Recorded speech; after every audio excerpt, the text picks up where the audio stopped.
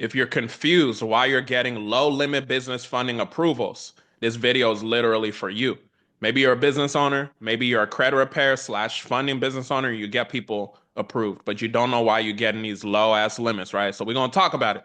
We're gonna talk about the truth about business funding. So this is a reality. If you have a funding company or you're a credit repair business owner, most people that you're going to speak to will not be qualified, right? And that's just the reality of things. I know that, we see people online getting these high limits, and you probably see me if you watch me post my clients getting high limits as well. Not every case is going to be like that, right?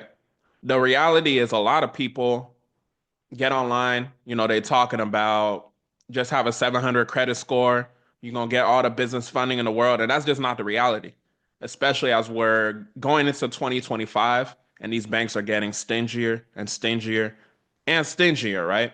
So you just got to understand that, like, just from the mindset perspective, if you get people funded, you got to realize that most people will not be qualified. Even if they got the 700 or 800 credit score on the spot, it's more about, okay, what's the profile consisting of, right? Are they in a high risk industry? Alternative factors, essentially, right? And if you're just somebody that maybe you're in e-commerce, maybe you're just a business owner and you're looking to get capital, like for yourself or work with a company, you might not be as qualified as you think you are, right? You might not qualify as much as you think you do if you're looking for funding for yourself. Like I said, it's not just about the score. Everything has to be on point. And in an age where the banks are getting even stingier with who they're lending to, where they're lending lower limits, where they're denying people, combined with the fact that we have a lot of people, hopping online saying, "Oh, you just need the 700 credit score." It's going to be a lot of confusion that's going on right now. So I just need y'all to realize that, right? Because if you go in with the wrong approach, you're just going to have yourself disappointed, right? So keep that in mind. So it's more about, like I said, the structure of your profile. And then as far as for us, because I don't know, what everybody's going through as far as people that do business funding, I'll come on here and, just be transparent. Most people we speak to aren't the highly qualified people that we want to talk to. A lot of times we have to downsell them into credit repair in terms of, we have a university, or in terms of our software. So I just say that to let y'all know, like, if you're in that kind of situation as well, I mean, it's really, a common thing that's happening, right? Out of 10 people we might talk to, maybe you're gonna have like two to three highly qualified people that are ready, like, now for that high limit business funding, right? It's not just about the score. If we were just going based off of the score, technically, maybe like 7 to 8 out of 10 people we talk to would all be qualified to go ahead, right? So that lets you know, like, the game is so tight right now, pause, that you really have to have everything on point, So just keep that in mind.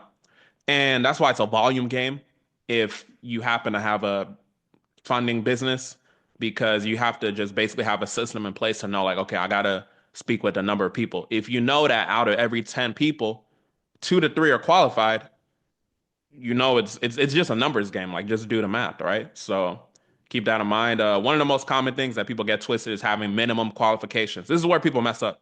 They have minimum qualifications and think that they just good to go. A common thing that we see is high utilization, right? When I say high utilization, this is a controversial thing. Most people, they've been taught that, okay, I could have 30% utilization. To me, that's high because that's average. You want to have single digits. Even 9% is still technically high to me. We like to see at least like 1 to 3%, 1 to 5% at most, right? But that's one of the common things that holds people back as far as them not being ready for those high limit approvals. Yeah, you could probably get approved, but when we're talking about high limit approvals and maximizing your approval, we want to make sure everything's on point. Like I said, 15% utilization is low, like I said, but it is average. And, we prefer 1 to 3% on that.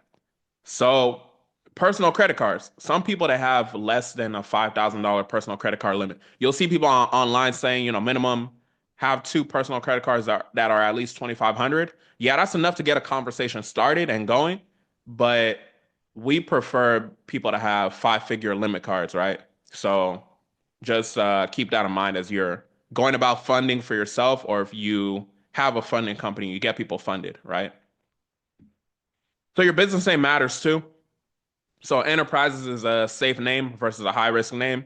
We actually have a client today. It's his business name is something Enterprise. His name Enterprises, and he got, I think it was 20,000 approval as far as Chase Bank.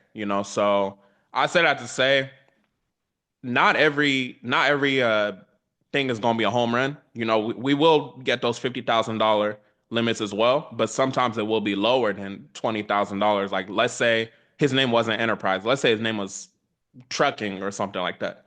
So I say that to say that the name matters. It's not that, it'll be a guaranteed denial or anything, but when we talk about maximizing, we've got to realize that you got to do what you can to maximize your options.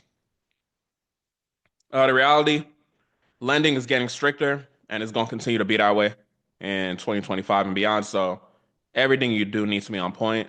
Working with BRMs is basically a non-negotiable at this point, right? Because we talk about working with bank relationship managers as like a thing that helps the situation, but it's damn near like you have to be doing it at this point just because of how everything is so strict as far as lending. You feel me? So keep that in mind. This is one of the tracking sheets that we go through for clients when they're on a sales call with someone on my team. So this is how basically my sales team prepares me before I go ahead and make their customized solution of how we're going to go about the funding if they qualify.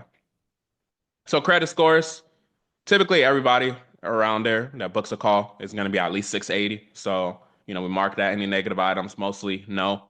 Highest personal credit card limit, we like I said, we like to see if we can see 25,000 like the Navy Federal one, then that's good. But sometimes people have like 2,500, 5,000, all that, right? Recent accounts open in the last 6 months, so you can look at the hard inquiries.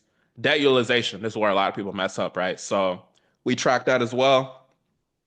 How many years is the oldest card? If it's like a year old, and then obviously there's only so much we can do, right? So don't let these people online come and tell you you just need a 700 and you're good to go. You're gonna get all the $250,000 approval. That's not the reality.